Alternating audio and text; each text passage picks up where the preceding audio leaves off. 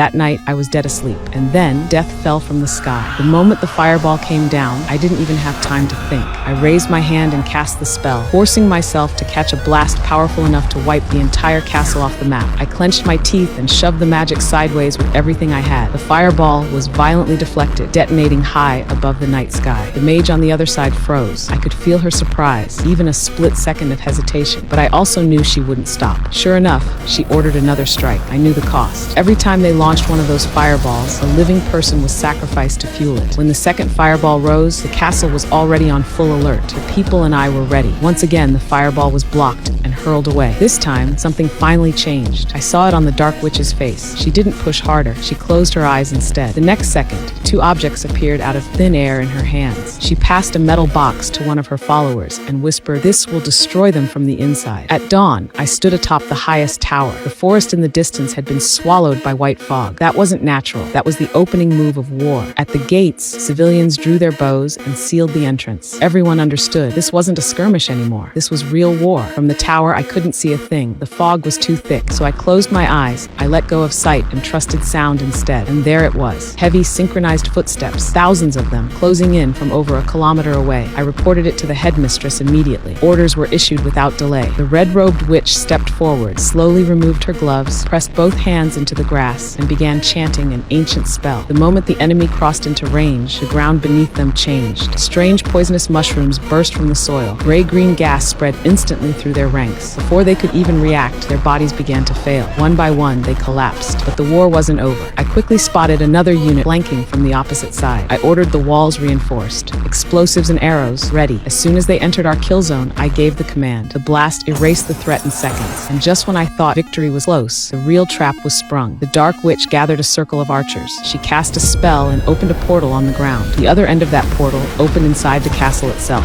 Arrows vanished into the darkness and reappeared inside our walls. The people didn't even have time to scream. In moments, more than half the city was down. The headmistress walked toward the Dark Witch alone, trying to stop the slaughter. She begged her to end it, reminded her that she too had once been a student of the academy. The Dark Witch didn't hesitate. The instant the headmistress lost focus, she struck. A single spell, and her power was completely stripped away. That was when I finally understood the truth. This war was never about winning. It was about erasing us completely.